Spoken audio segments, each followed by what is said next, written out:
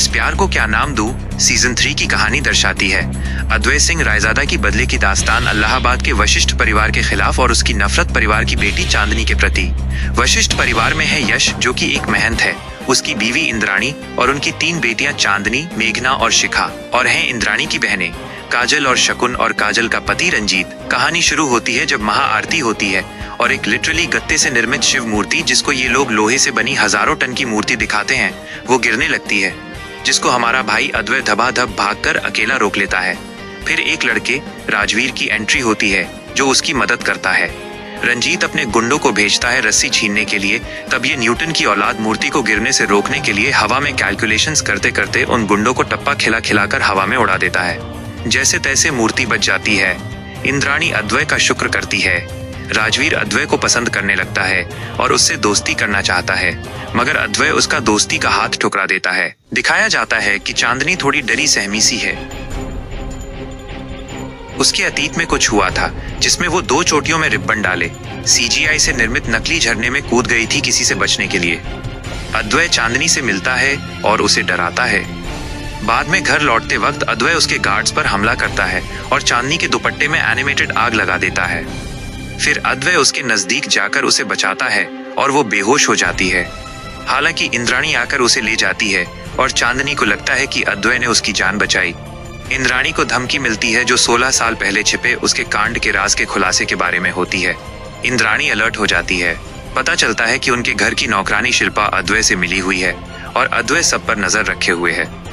यश को थोड़े थोड़े अंतराल में यादाश्त भूलने की बीमारी दिखाई है और इंद्राणी ही करता धरता है, मगर उनकी आर्थिक स्थिति अच्छी नहीं है।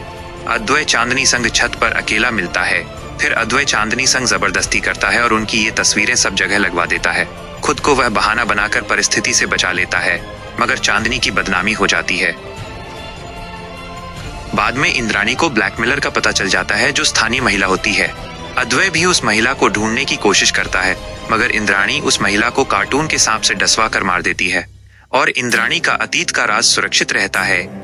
दिखाया जाता है कि हजारों साल पुराने मंदिर में खजाना है जो इंद्राणी कब्जाना चाहती है, मगर मंदिर के द्वार सिर्फ 16 सालों में एक बार ही खुलते हैं, जिसके लिए सूरज की ऐसी किरण पड़ना जरूरी है जो द्वार पर पड़े और यश ऐसे मंत्र पढ़े जिससे द्वार खुल जाए। वाह, मतलब वॉइस लॉक टेक्नोलॉजी वाले मंदिर तो आज भी नहीं है, ये तो हजारों साल पुराना दिखाया है।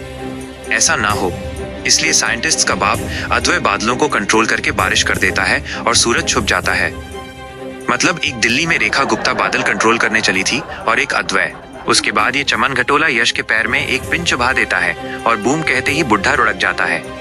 इश्कबाज में शिवाय ने बूम कहकर गाड़ी उड़ाई थी, इसने बुढ़ा उड़ा दिया। अंततः इंद्राणी द्वार खुलने में असफल रहती है। इंद्राणी का घर गिरवी रखा होता है और पैसे न होने के कारण वो घर बचा नहीं पाती है, मगर अद्वै आता है और उसका सारा हिसाब चुकता करके घर खरीद लेता है। फाइनली अद्वै की एंट्री घर में हो जाती है और चांदनी प्लेट फेंककर उसका माथा फोड़कर उसका कमाल का स्वागत करती है। अद्वै वशिष्ठ परिवार को घर से नहीं निकालता है और उनको भी साथ रख लेता है ताकि इंद्राणी के नजदीक रह सके। कुछ वक्त बाद एक लड़के प्रथम की एंट्री होती है जिसका रिश्ता इंद्राणी चांदनी के लिए पसंद करती है। इंद्राणी के कहने पर चांदनी भी हाँ कर देती है। दूसरी तरफ राजवीर अपने गोद लिए हुए अम्मी अब्बू संग लड़कियों का पपलू बनाने का शो करता रहता है, जिसके तहत उसकी मुलाकात शिखा से होती है। जब वो और उसके दोस्त उसे डराने की कोशिश करते हैं तो शिखा उल्टा उनकी ही कुटाई कर देती है और राजवीर को उससे प्यार हो जाता है। अद्वै चांदनी को फिर से हरास करता है और उसे धमकाता है कि वो उससे ही शादी करेगा और ठान लेता है कि शादी करके चांदनी व उसके परिवार को बर्बाद कर देगा। भांडा फूटता है कि अतीत में अद्वै असल में देव था और उसके पिता महंत यानी सबसे बड़े पुजारी थे। यश छोटा महंत था और देव और चांदनी बचपन के साथी। इंद्राणी और यश महंत की गद्दी व मंदिर का खजाना दोनों चाहते हैं, जिसके चलते वे पहले तो मंदिर के खजाने को नकली सोने से बदल देते हैं और स्थानीय औरत के जरिए। ये वही औरत थी जो वर्तमान में इंद्राणी को ब्लैकमेल कर रही थी और इंद्राणी ने उसे मार डाला था। उसके जरिए घर में जादू टोने की चीजें रखवाते हैं और चांदनी को ऐसा दिखाते हैं कि देव की माँ उड़ सकती है। चांदनी ऐसा सबको बताती है, जिन सब के चलते समाज में ये अफवाह फैल जाती है कि देव की माँ चुड़ैल व पिता घोटालेबाज हैं। देव अपने छोटे भाई के संग भाग जाता है और इंद्राणी व बाकी सब देव के माँ बाप को मार डालते हैं। इंद्राणी चांदनी को बहला फुसलाकर देव की छुपने की जगह पूछकर उधर पहुंच जाती है। देव अपने भाई संग ट्रेन में चढ़ जाता है, जिधर से वो अपने भाई को फेंक देता है। और अचानक से जिधर दूर दूर तक कुछ नहीं था उधर एक गत्ते का मजार प्रकट हो जाता है और देव का भाई बाबा की चादर में जा गिरता है।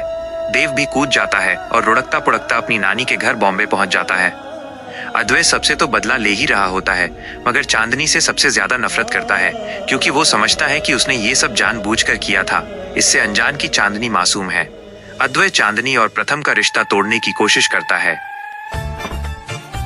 वो चांदनी की चप्पल को रिमोट से कंट्रोल करता है और चांदनी प्रथम व उसकी मां पर चाय गिरा देती है।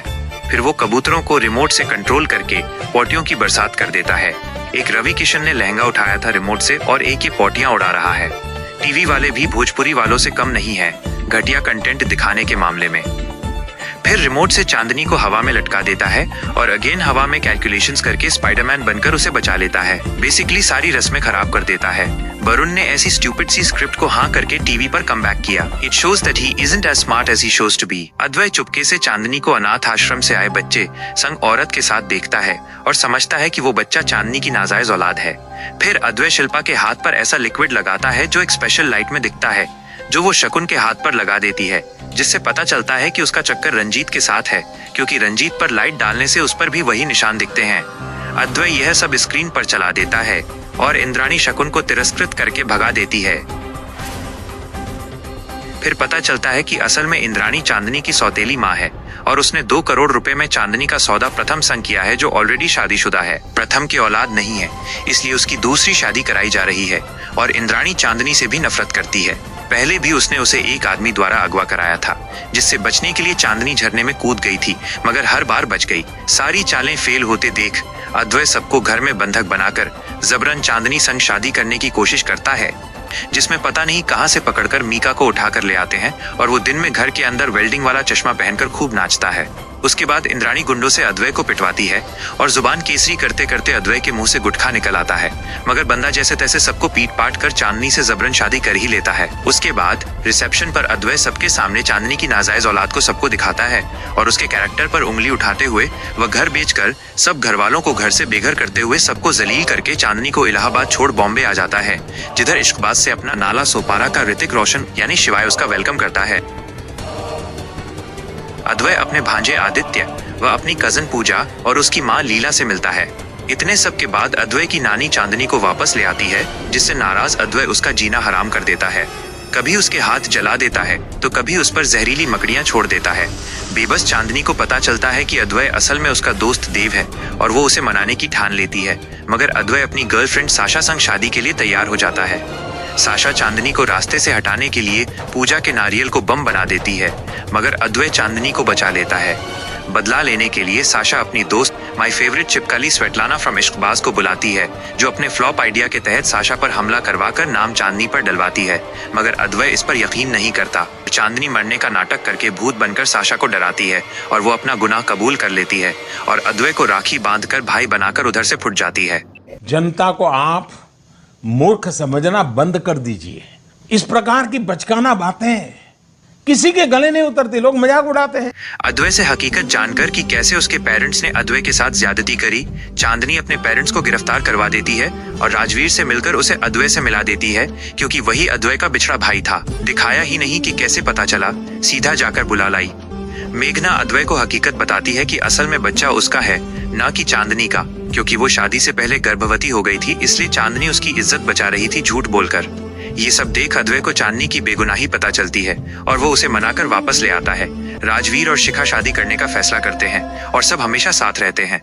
कहानी तो मुझे बहुत बेकार लगी। I mean, कहानी थी ही क्या। I still can't believe it कि सीजन 1 और इसके मेकर्स सेम हैं। सब कुछ बहुत अजीब था। सबसे बड़ी बात इनके सेट से लेकर कपड़े, ज्वेलरी, लोकेशन, प्रॉप्स सारा इश्कबाज से रिफर्बिश था, जिससे जो कुछ भी नया हो सकता था वो भी गया। पूरे शो में बस वरुण की आउटफिट्स और हेयर स्टाइल के अलावा कुछ भी अच्छा नहीं था और एक तो वैसे ही बकवास था, ऊपर से एंडिंग भी अब्रप्ट कर दी। I don't understand क्या सोच कर लाए थे एंड इतना साइंस फिक्शन क्यों भर रखा था, वो तो सच में मेरे सर के ऊपर से गया। आप लोग भी अपनी राय दीजिए और प्लीज अगर वीडियो अच्छी लगी हो तो एटलीस्ट हाइप कर दीजिएगा।